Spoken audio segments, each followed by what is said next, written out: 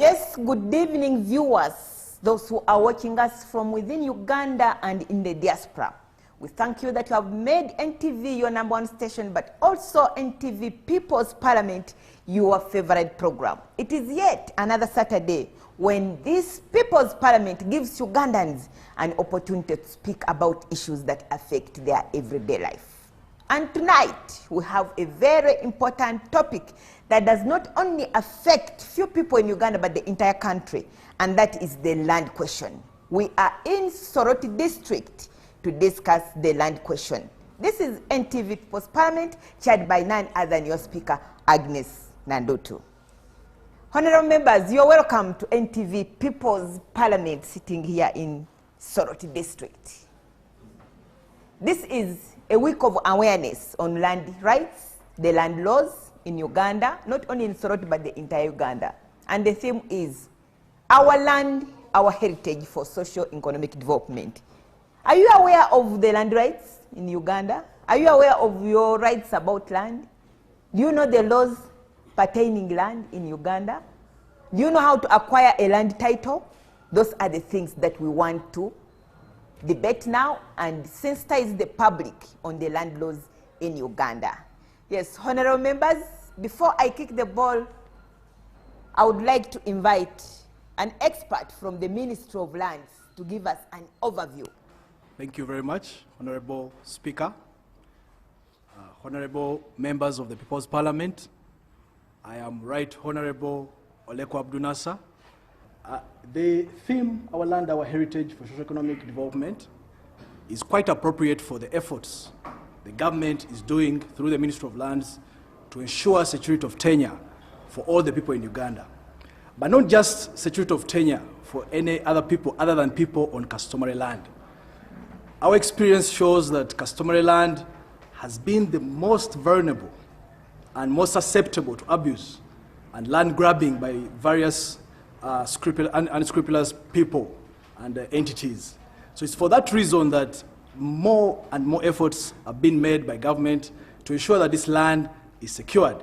Honorable Speaker, as a ministry, we are at the forefront of ensuring tenure security, as indeed guaranteed under the law. What have you done to ensure that? That's where I'm going, Honorable Please. Speaker. To ensure tenure security, we have started a number of initiatives. The first one, particularly on customary land, is tenure security by providing certificates of customary ownership to customary owners on land. Those certificates have been very instrumental to helping our people obtain documentation on their land. You all know which that number of Ugandans have obtained this documentation, these certificates? so far we have issued over 10,000 of these certificates in various regions. In which period? It's a period of 5 or 6 years.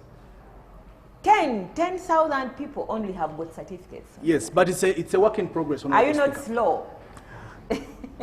Yes, you may call it slow, but I would like to borrow the adage. We are moving at a slow progress. It's a steady progress, and we are moving towards ensuring our target is at least 500,000 certificates to every customary tenant by at least 2025. Honorable Speaker, we have also decentralized our services as a ministry. We have opened the ministry zonal offices. We are trying to ensure that land services are not only accessible, but they are also near the people. We have opened ministry zonal offices. So far, we started by piloting. But the information that you have in the public domain that people acquire land titles from Kampala to come and grab land in the villages. Madam Speaker, unless we get specific cases, we cannot generalize issues like that. So far, what we have done is to ensure that every zonal office, we have categorized the country into zonal offices under what we call technically cadastral zones, where every office serves a region and certain districts under that region. I'm happy to announce that in Soroti, just next door, we are building a state-of-the-art ministry zonal office, which will not only house the land information system, but it also serves as a one-stop shop for all land-related services for the people of Soroti. Honorable Speaker, as I wind up, I would like to emphasize the government's position on land tenure security, that we are working tirelessly to ensure that every customary owner of land gets a documentation on their land so that their land can be protected. Without documentation, Honorable Speaker, people on their land will not be secure. So that is what we are moving forward with, and that's what we hope to achieve by the year 2025. By the year 2025. Yes, Honorable Speaker. Let's hope you will achieve the dream. Thank you very Thank you so much. I give you 3 minutes, Honorable. Thank you, Honorable Speaker. I am Honorable Stella Lutalo, representing Pelham, Uganda. And I would like to highlight a few things about this People's Parliament. This People's Parliament has been organized as part of the Land Awareness Week 2018 that is being held here in Soroti. The Land Awareness Week is part of a Right to Food program that is supported by Oxfam, and implementing partners include Pelham, Uganda, where I come from, Copaxo, ESAF Uganda, Food Rights Alliance, and IFPRI. And we have worked closely with other partners to organize this event, including the Ministry of Lands. Securing land rights and the rights to seed will enable us realize the right to food. So from that background, I would like to highlight a few things that or issues that we have come across as part of our work during this week, the Land Awareness Week. And these issues are from Soroti, but also affect vulnerable men and women all over this country with regard to land rights. One of the issues is women's land rights, which are a big challenge. Whereas the Constitution of Uganda provides for the right to own property, including property for women, land has proven to be a big challenge in terms of control and ownership by women. They usually have access to land but do not have ownership and control rights.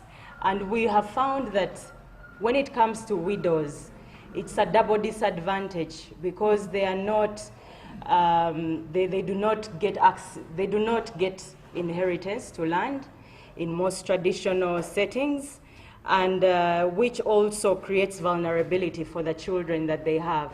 The children they have from that marriage, as well as the children they also have from when they remarry. They have challenges of ownership of land. But we also have found out that most men do not leave wills when they die, which increases the vulnerability to women to own land. Madam Speaker, we have also found that access to justice is a big challenge to many vulnerable men and women. We have many land disputes countrywide, and these range from family disputes, from boundary conflicts, illegal land sales, and conflicts involving institutional land versus community interests. But Madam Speaker, we have also discovered that we have a number of justice systems in place that are both formal and informal, but have a number of constraints to deliver justice to vulnerable men and women. Under the formal justice systems, we find that the systems are usually complex, there are usually many delays, and there are also usually high costs involved, which do not permit ordinary vulnerable men and especially women. So the rich will always take their land?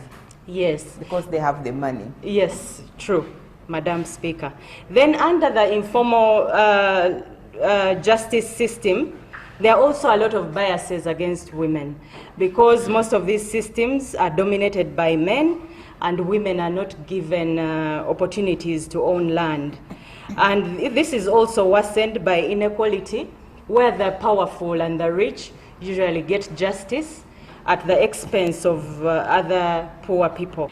Madam Speaker, there are also challenges of land administration structures, like the Honourable Member mentioned, and the district land boards and area land committees have gaps in their functionality and are often underfunded, and there's also inadequate capacity when it comes to the tools and the legal documents to guide their work. There is also lack of clarity on the roles of some cultural institutions. The CCOs have a lot of controversies around perceived intentions for registration, which the August House need to discuss further, and we get clarifications on these controversies.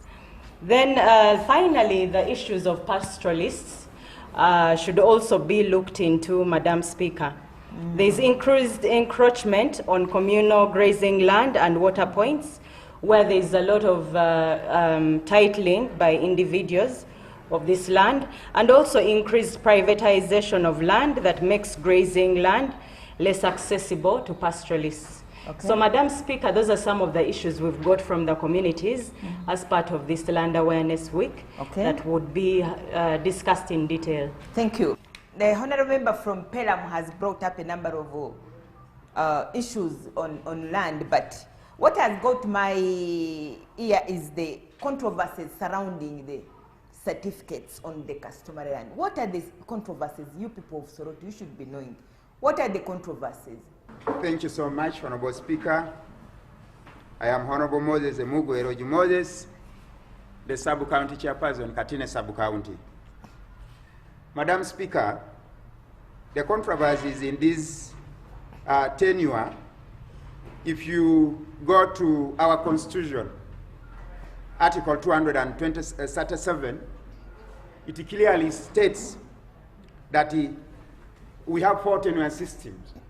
But the challenge that I have in our tenure system of customary is that there's somewhere it states that you can convert the customary tenure into freehold, and yet you cannot convert freehold or lease into customary. As honorable member, I would appeal to government that for us we are okay with the tenure system, but we would put the customary tenure system at par with the other tenure system. In case if we register in the customary system, what will happen in the future? And where will our people again get money to convert it into other freeholds, or into a freehold or a leasehold? I think that problem can be tackled immediately. Among the 4 land tenure systems we have obtaining in Uganda, the only land tenure system that has always been with us is the customary tenure system. The rest are foreign. The Milo tenure system came as a result of the 1900 Uganda Agreement. The leasehold tenure system is a foreign concept introduced by the colonialists. The freehold system was imported from Britain and brought here. So, in my view, I think even the customary tenure system that is obtaining is stronger than the others, because it emanates from the customs of the people. It is a system that really brings out the true identity of Ugandans. In terms of protection, yes, it is true, the CCO is not equivalent to a certificate of title. It's because a certificate of title is issued under the Registration of Titles Act, a law that was also brought by the British. But however, it doesn't take away its magnitude. It doesn't take away its key features, and that is the customs of the people. So if you're worried about freehold vis-a-vis customary land, in any case, both are held in perpetuity. The only difference is that freehold is surveyed land with conditions in respect to physical planning, and customary is held under the customs of the people. Okay. Thank you so much. Thank you for that light. Please, you have 2 minutes, Honourable Member. Thank you, Honourable Speaker. I'm called Honourable Irau Susan. I work with Land and Equity Movement in Uganda. Okay. Critical to this debate is the fact that the law proposes that the CCO can be converted into a freehold. And as you heard him saying, if the law says these are now at par, then why convert? We need a law that places customary land tenure at equal footing with the other 3 customary land tenure systems. On top of that, currently we feel that even with the issuing of the CCO, there's a very big distortion in government, in the governance of customary land tenure. Because as you heard the official from the ministry say, that the law provides that customary land tenure will be governed according to the norms and practices of a particular community. And so that means the clan leaders play a very critical role in the management of customary land tenure. But as you see, the CCO is being, the work around CCO is being managed by area land committees. This is a foreign arrangement, and it really excludes the clan leaders from the role of managing and governance of customary land tenure. The issuing of certificates, they exclude the role of clan leaders. Thank you, Honourable Member. Okay, so let's go for a short break, and when we come back, we shall hear more from the people of Soroti.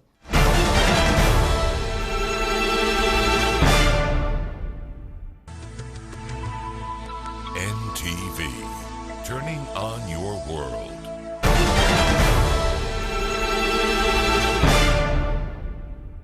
Welcome back. You are still watching NTV People's Parliament, sitting here in Soroti District, chaired by none other than your Speaker, Agnes Nandutu. And the topic is our land, our heritage for socio-economic development in this country. Thanks to Oxfam, together with NTV, to ensure that Ugandans know their land rights. Wherever you are, whether you are in Karamoja, or you are in Bududa, or you are in Chisoro, the land issues affect each and every Ugandan. Yes, honorable members, the debate is on. Thanks very much, Madam Speaker. I'm Edward Simon Peter Eku. Today in Uganda, we know 95% of our issues, all our crimes in villages, come from land. What special packages are you coming up with? Soroti in particular, you came with systematic land demarcation that hit a rock somewhere. Can we fully come back and engage our people? What happened to it? The ministry sent a team that did not give the information earlier. You know, it's important that when you're taking up anything new, people must understand what you're coming to do. But the ministry sat and just imagined like, Soroti people, particularly Kamuda, knew what they're coming to do. So it hit a hard rock. We also have a challenge with honorable members of parliament. We have made everything. Which parliament? This parliament or this the parliament. We have changed everything to go political. Even when you want to drink water, you want to see the color of cup they are going to use for serving you water. When you want to get a border, you want to see the cushion before you sit. Whereby people who have information about land rights are not giving our people the information. They bring the party bit of it, the political bit of it. Now you divert Ugandans from the real sense. You do not give them the information, you hide the information so that at the end of the day, you want to tell them what they want to hear, but you don't tell them facts. Can we go down to our constituencies and tell our people facts? Okay, thank you. Thank you very much. Thank you, Madam Honourable Speaker. Member. 2 minutes, Honourable Member, please. Thank you so much, Madam Speaker. I'm Honourable Rebecca Apio. I work for Trocare, one of the development partners. Madam Speaker, I think the biggest challenge we have in this country is the implementation of the laws and policies. And I'd like to read the policy statement 39, which states that states shall recognize customary tenure to be at par with the rest of the tenure systems. It is here in the national land policy. The challenge we have is the implementation. It is not at par with other. No. It is not. The state should bring it at par with other systems. And then it goes ahead to say the state shall ensure that their customary registry is in place. But as we speak now, there is no customary registry operational in any region in the country. So we'd like, our government, the Ministry of Lands, to let us know whether there are any plans to implement the national land policy or not, so that we can put it aside. 5 years back, no implementation. The people of Soroti have said. Please. Honorable Nabakuza Monica from East Africa Civil Aviation. You realize that customary land is owned by families. Am I right? Yes. When they are owned by families, in those families, women are inclusive, women give birth, women cultivate, I'm talking about the rural women. Women take care of that land, but when it comes to ownership, the same men say women are not supposed to own land. And no man is clapping for that.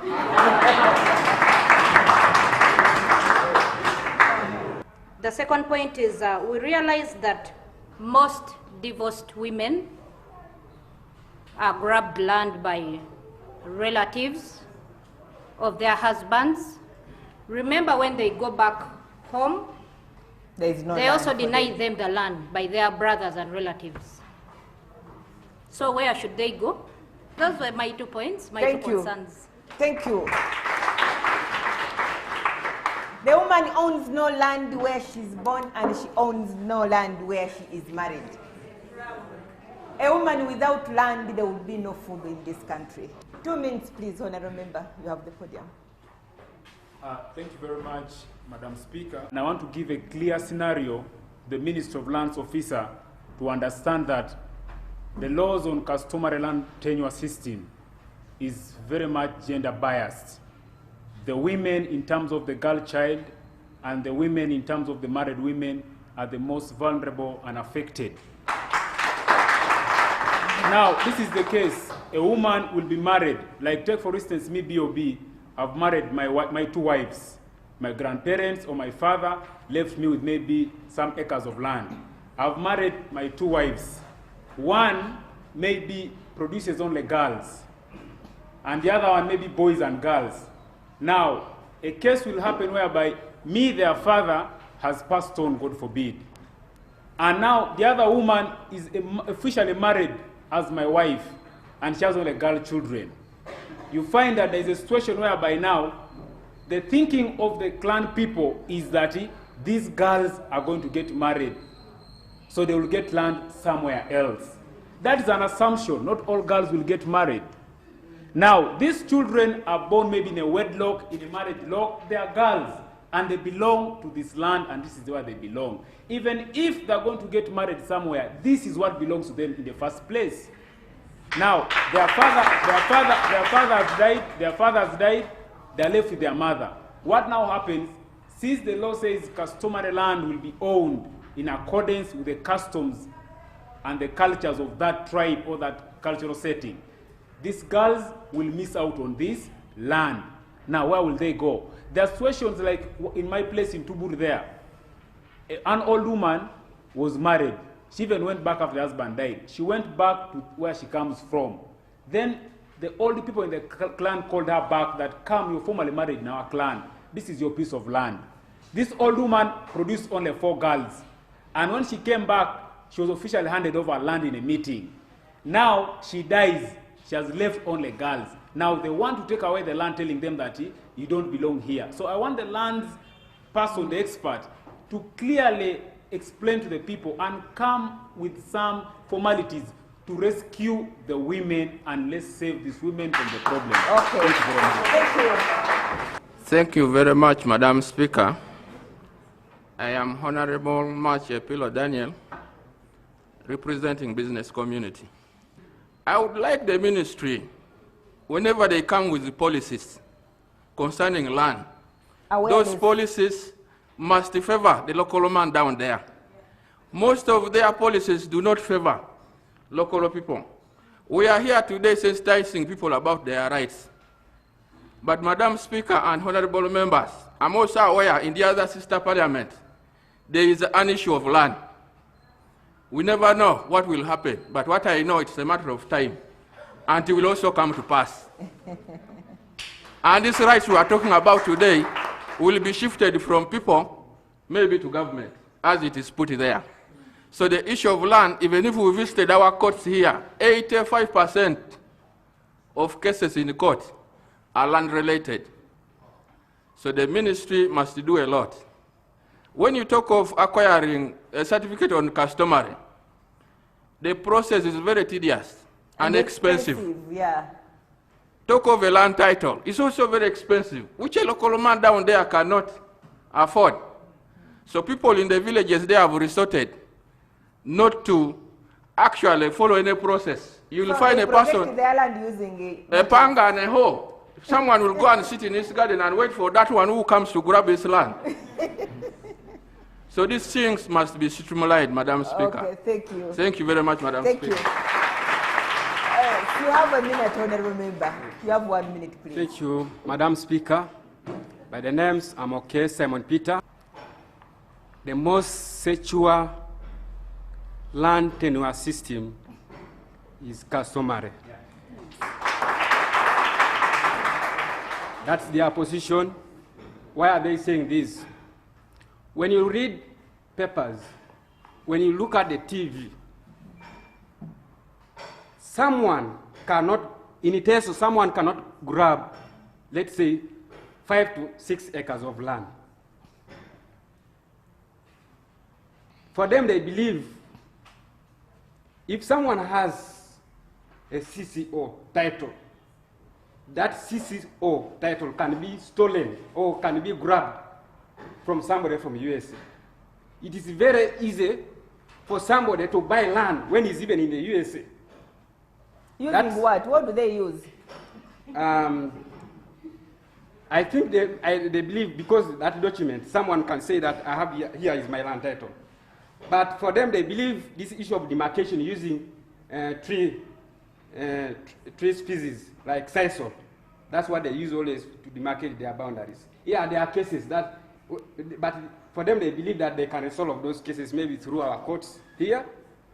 But this issue of titling, there's that fear. That's why the number of those ones going to register, there are few. There are few. Time up. Okay, thank you so much. Please, 1 minute for you. Yes, thank you so much, Madam Speaker. Some of the issues that we're talking about in relation to land rights, especially under customary land tenure, are not really the customs, because our customs are provided for in this PPRR, that women, children, boys and girls that are born to a family have the right to inherit land. So some of these things are not the customs, but they're just abuses, which we need to work on. How then shall we bring on board the clan leaders? How do we bring on board the clan leaders to be able to understand, who are ill-informed about some of these laws? Two, there's an issue of the area land committee. These are local land administration structures that do not have a vote to be able to do their work. Even when they go and do some work somewhere to do inspection and demarcation, they're expected to bring part of that money, a certain percentage, back to the sub-county, which is not plowed back to support their work as local land administration structures. So can we then task government to be able to provide a vote, or districts to be able to provide a vote for the area land committees to be able to administer land effectively and increase access to land issues? Thank you. There are some issues they did of government business in People's Parliament. There are some issues that have been raised. Please. The CCO is meant for the common man. And secondly, Madam Speaker, it's not true that the CCO is a very tedious, lengthy, and costly exercise. To the contrary, actually, it is very cheap. How much? The CCO costs 10,000 shillings. In addition, it does not take a lot of time, as my honorable... So it takes 10,000 shillings to have a certificate? Yes, it takes 10,000 shillings, Honorable Speaker. Is that true, honorable members of... Who has acquired a certificate here in this house? Come and tell us the truth. The process is tedious. Why? There are corruption tendencies on the ways. When you are calling for a community to come to demarcate this land, to go around, still you have to pay more than that 10,000. We paid for a certain woman 200,000 just for a community, because in Iteso here, there's what they call, we have to, I bill it a long way. People have to sit, and then now you have to pay them. Now, when we went to the area land committee itself to get the application letters, we were charged 50,000 for application letter, depending to acquire the certificate. Yes. Oh, honorable member, Madam this Speaker. is becoming an issue, honorable member. He says 10,000 shillings to acquire a certificate. He has got evidence that they use 200,000 shillings, and the land committees to give an application form takes 50,000 shillings. Honorable members, let's go for a short break, and when we come back, we are going to hear more from these people.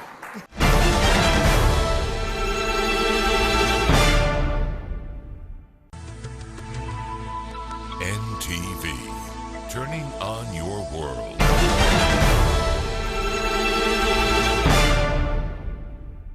Yes, welcome back. You are still watching NTV People's Parliament, sitting here in Soroti District debating about land issues. As I always tell you that NTV People's Parliament is the only platform in this country that gives wananchi an opportunity to issue out issues that affect their everyday life. They are now airing out their views on the land, the problems that they incur while managing their land. NTV with a partnership from Oxfam is here in Soroti to ensure that these people air out their issues about land. Honorable member, this is becoming very controversial now. The official fee is just 10,000 shillings to acquire a certificate of customary land ownership. Just 10,000 shillings. A lady used 200,000 shillings to acquire. Is there somebody from the land committees here? You are from the land? Are you from the land committees? But I want somebody from the land committees. Are you from the land committee? No? From the land board. I think you have some authority over the land committees, right? Come and give us the reasons why they demand for 50,000 shillings. The implementation of the CCO is directly from ministry, but with the implementing partner, that's GIZ. Unfortunately, I think they are not represented here. The idea was that we give our communities certificate of customary ownership at a relatively very cheap and affordable cost. And that is 10,000. That is 10,000. That's actually according to the ministry standards. But I cannot verify because personally myself, I've never been in the ground, especially to inspect to ascertain how much our people pay. Why? Our lower local governments, where the LO33 is, the sub-county chiefs, are the key persons who are monitoring the project. LO33 chairman, why are they taking 50,000 shillings from the people? It is very clear that you tell the truth and the truth will set you free. Yes. One, we are aware that these people, they don't have any vote at any level. That is the first incidence, neither at the sub-county or at the district. What happens? The district stakeholders, I mean the district council, passed a resolution to all the lower local council saying whenever when the real land committee are going maybe to inspect any land, whether it is customary, whether neither freehold, they should charge 200,000. Why 200? 150 for them, then 200 goes to the sub-county as a revenue. So that is transport or what? For them, because for them to move, the real land committee to facilitate them. You are aware that, let's be honest, we are aware that these people are not facilitated. And that is why they are like that. If we say we are just going to tell them that you look for your facilitation, then we are going to give, these people are not going to work. And that is for them. Okay, honorable member, now this becomes very, very complicated. This lady wants to say something. Let's, Mama, come. Honorable Speaker, all the protocol observed. The policies can be laid, but even after being put in place, you find that there is no implementation that is taking place. That is one of the problems that I'm seeing.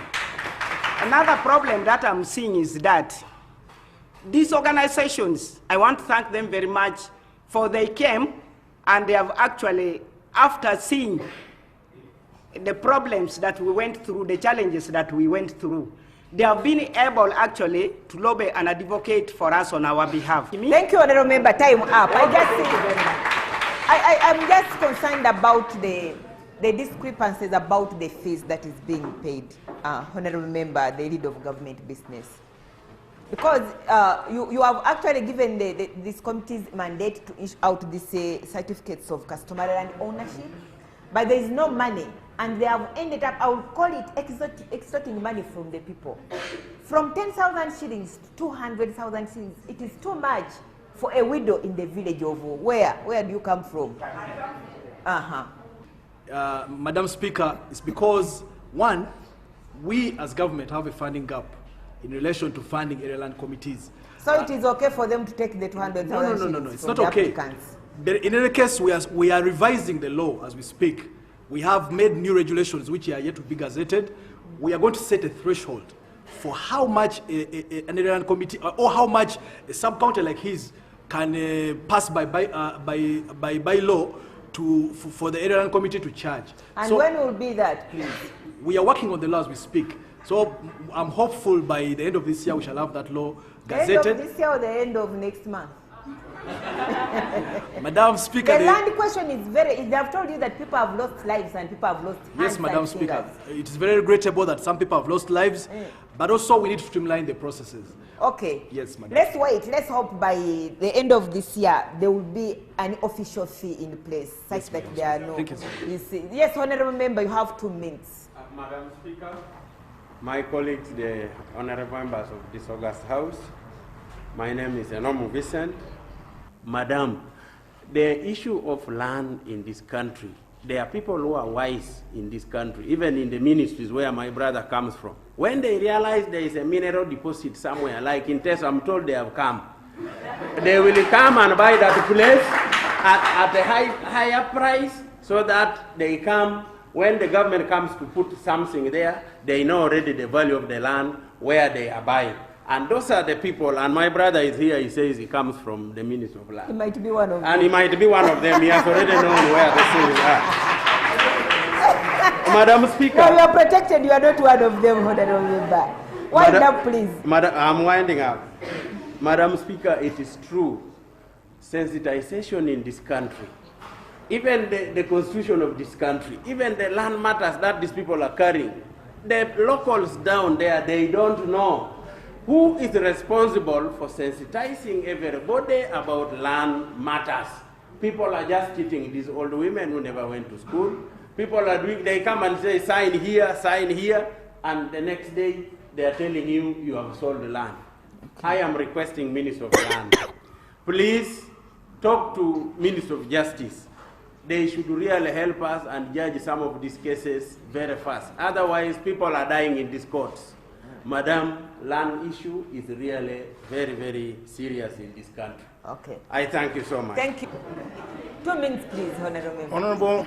Honourable Speaker, why don't our Parliament get other bills to be discussed and agreed upon, leaving, first of all, about this land? Because the moment you touch about land, people of Teso run, their mind tells them the government is coming to take the what? The land. But the issue of paying the 500 or even 300 is not an issue to the village or the common man. Yes, because in the sub-county I come from, there are people. It is an issue to them, you can hear Speaker, am I protected? You're protected, please. Wind up, you're protected. Honourable Speaker, I have even people in my community who are pestering me. They are asking, when are you people coming to implement the CCO thing? Then lastly, the court processes. We always refer cases of land to court, but the process takes long. It takes a long time. Yes, so Justice, government can work on and put things right so that we speed up the processes in court. So justice is being delayed. Thank you. Please, you have 2 minutes, Honourable Member. Thank you very much, Right Honourable Speaker. I'm Honourable Benjamin Mutambuka from the Coalition of Pastoral Civil Society Organizations. About 3 years ago, there was a program. We were told that government was going to borrow money from the World Bank and assist the communities in northern Uganda and eastern Uganda for every household to access a land title at a cost of 70,000 shillings. I would like to learn from the ministry what became the fate of this. Has it been, what is going on? Was it shelved or what is going to happen with that. Then I also want to say that in the management of the rangelands, which form 44% of this country, so many users are coming in. It's not only pastoralists now. The government, for more than 6 years, the Ministry of Agriculture has been working out on a policy, the rangeland management and pastoralism policy, but would like this thing to be accelerated so that people can use the rangelands without conflict. Thank you very much, Madam Speaker. Thank you, senior citizen. I think you have heard about the recommendations brought by the senior citizen. I want to hear from our partners. Thank you very much, Madam Speaker. My name is Honorable Jonathan Ochom from Oxfam, Uganda. I would like to thank the people of Soroti for the deliberations and touching on many issues about land that some of which Oxfam and his partners are working on. But I think just to emphasize that if you look at, follow all the discussions that we've had today, the key issue really rotates around policy implementation. We are credited as a country for having very many excellent laws and policies, but the challenge always comes with the implementation. A quick example today has been a discussion around the area land committees and the facilitation. So you notice that area land committees, these land boards are structures within the local government, or say for Soroti here. To what extent is Soroti district local government facilitating area land committees to do their work?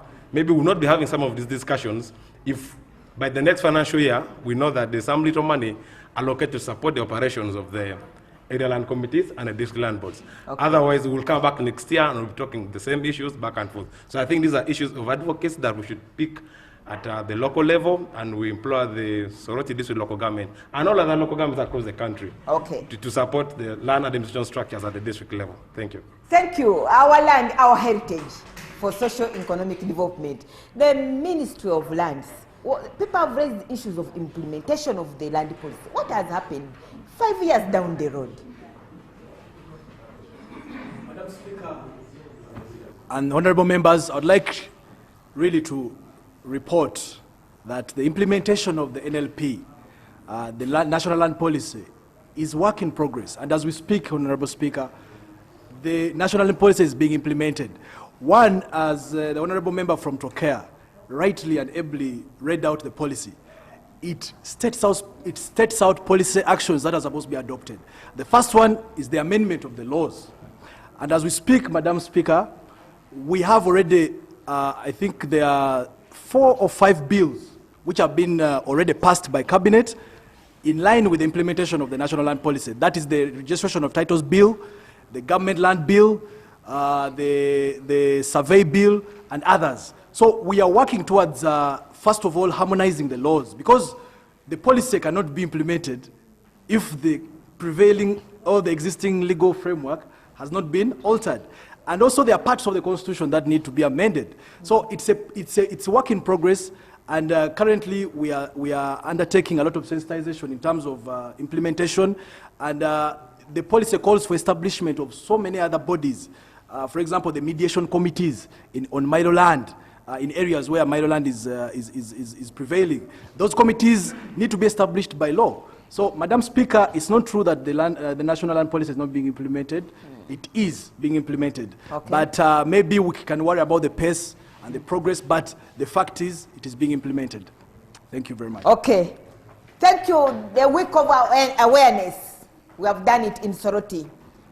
Our land, your land, my heritage, your heritage, for socio-economic development. I think it has been a very interesting debate, and if you talk about land matters, you'll talk until the cows come back home.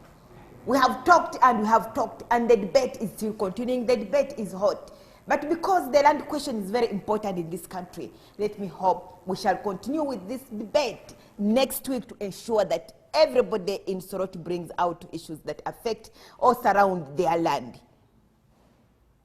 Because of time constraints, we have come to the end of this program, and I'm your speaker, Agnes Nandutu. I aspire to inspire you before I expire. With powers